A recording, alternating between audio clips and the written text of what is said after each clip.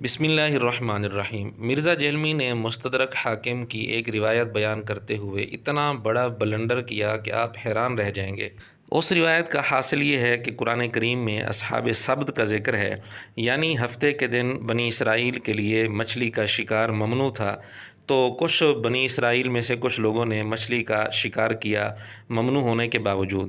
اس موقع پر تین گروہ بن گئے۔ ایک گروہ شکار کرنے میں مبتلا ہو گیا اور دوسرا گروہ ان کو روکنے والا تھا، اور تیسرا گروہ وہ تھا جنہوں نے شکار کیا بھی نہیں اور روکا بھی نہیں۔ قرآن کریم نے یہ تین گروہ ذکر کر کے اس کے بعد جو گروہ شکار کرنے والا تھا اس کے متعلق قرآن کریم میں صراحت آ گئی کہ وہ عذاب میں مبتلا ہو گیا، اور جو گروہ روکنے والا تھا اس کے متعلق قرآن کریم میں واضح طور پر آ گیا کہ وہ نجات پا گیا۔ لیکن جو تیسرا گروہ تھا جنہوں نے شکار کیا بھی نہیں اور واضح طور پر ان کو روکا بھی نہیں، اگرچہ اس فعل کو وہ برا سمجھتے تھے لیکن ان کو جا کر روکا نہیں، ان کا کوئی تذکرہ قرآن کریم میں نہیں ہے کہ وہ نجات پا گئے تھے یا وہ بھی عذاب کے اندر مبتلا ہو گئے تھے۔ تو ابن عباس رضی اللہ تعالیٰ عنہ نے جب یہ آیت پڑھی تو رونے لگ گئے اور کہنے لگ گئے کہ مجھے کوئی بتائے کہ اس تیسرے گروہ کا کیا بنا تھا۔ اس موقع پر ابن عباس رضی اللہ تعالیٰ عنہ کے شاگرد اکرمہ تابعی موجود تھے۔ انہوں نے اپنی یہ رائے ظاہر کی۔ انہوں نے کہا کہ اگرچہ انہوں نے مچھلی کے شکار کرنے والوں کو منع تو نہیں کیا تھا، لیکن اس فعل کو بھی تو برا سمجھا تھا، اور قرآن کریم میں اس کی صراحت موجود ہے۔ انہوں نے کہا تھا لما تعظون قوما اللہ مہلکہم او معذبہم عذابا شدیدا، کہ ان لوگوں کو کیوں سمجھاتے ہو جن کو اللہ ہلاک کر دے گا یا سخت عذاب دے گا۔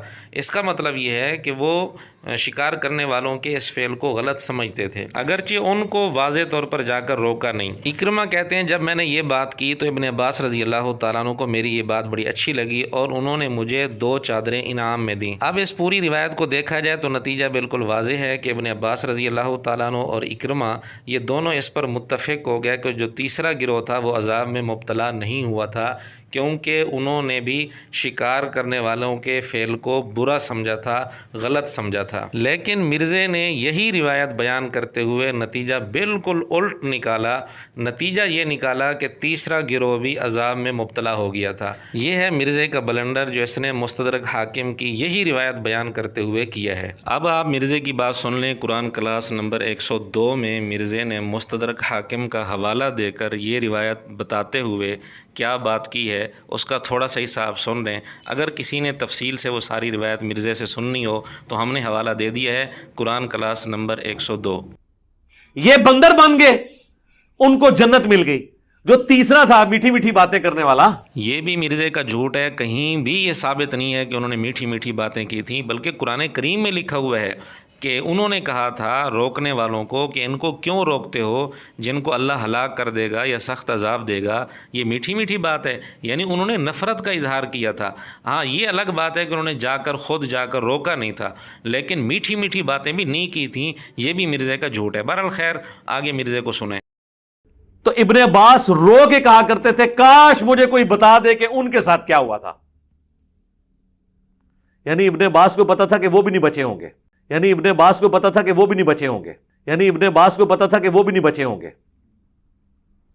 لیکن وہ چاہتے تھے مجھے کسی طریقے یہ پتا چل جائے کہ ان کے ساتھ کیا ہوا تھا۔ ناظرین اب انصاف سے بتائیں، پوری روایت ہم نے آپ کے سامنے پیش کر دی تھی۔ اس پوری روایت سے نتیجہ یہ نکل رہا تھا کہ ابن عباس رضی اللہ تعالیٰ عنہ کو اکرمہ کی رائے پسند آئی، ان کو بڑی اچھی لگی، انہوں نے انعام بھی دیا، تو دونوں متفق ہو گئے اس پر کہ وہ تیسرا گروہ جو تھا وہ عذاب میں مبتلا نہیں ہوا تھا۔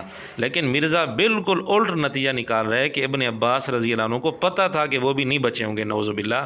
کس طرح مرزا ابن عباس رضی اللہ تعالیٰ عنہ پر جھوٹ بول رہا ہے، اپنی طرف سے غلط نتیجہ نکال کر مستدرک حاکم کا حوالہ دے کر اس روایت کو بیان کرتے ہوئے مرزے نے بالکل الٹ نتیجہ نکال دیا۔ کاش مرزا یہ روایت پوری بیان کر دیتا اور یہ حصہ بھی بیان کر دیتا کہ ابن عباس رضی اللہ تعالیٰ عنہ کو اکرمہ کی رائے بڑی اچھی لگی، انہوں نے انعام دیا۔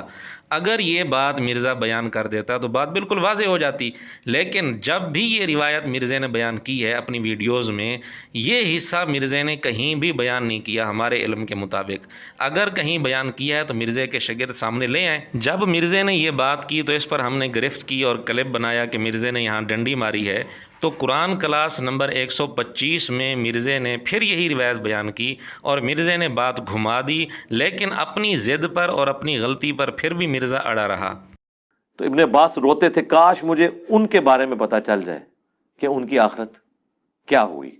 اللہ نے خاموشی ان کے بارے میں اختیار کی ہے۔ بہرحال جتنا میرا قرآن کا فہم ہے، جو میں اللہ تعالیٰ کے مزاج کو سمجھ سکا ہوں قرآن کی روح سے، مجھے تو یہی لگتا ہے کہ جو گونگے شیطان تھے ان کا انجام بھی انہی کے ساتھ ہوا جو برائی کرنے والے تھے۔ اب دیکھیں مرزے نے قرآن کلاس 125 میں بھی یہی روایت بیان کی، لیکن یہاں بھی ادھوری روایت بیان کی، یہاں تک بیان کی کہ ابن عباس روتے تھے مجھے کوئی بتا دے۔ اگلا حصہ مرزے نے یہاں بھی بیان نہیں کیا۔ البتہ یہاں مرزے نے ایک چلاکی کی کہ ابن عباس رضی اللہ تعالیٰ عنہ پر جھوٹ نہیں بولا، جیسے قرآن کلاس نمبر 102 میں بولا تھا کہ جی ابن عباس کو پتہ تھا کہ ان پر بھی عذاب آیا ہوگا۔ یہ بات تو یہاں نہیں کی، لیکن اپنی طرف سے بات کر دی کہ میں جو اللہ کے مزاج کو سمجھا ہوں اس سے مجھے یہی بات معلوم ہوتی ہے، اور نتیجہ یہی نکلتا ہے کہ وہ بھی عذاب میں مبتلا ہوئے تھے۔ تو ہمارا سوال یہ ہے کہ ابن عباس رضی اللہ تعالیٰ عنہ، اکرمہ رحمۃ اللہ علیہ، دونوں متفق ہو رہے ہیں اس بات پر کہ تیسرا گروہ عذاب میں مبتلا نہیں ہوا تھا۔ اب وہ قرآن کو زیادہ سمجھتے ہیں یا مرزا زیادہ سمجھتا ہے؟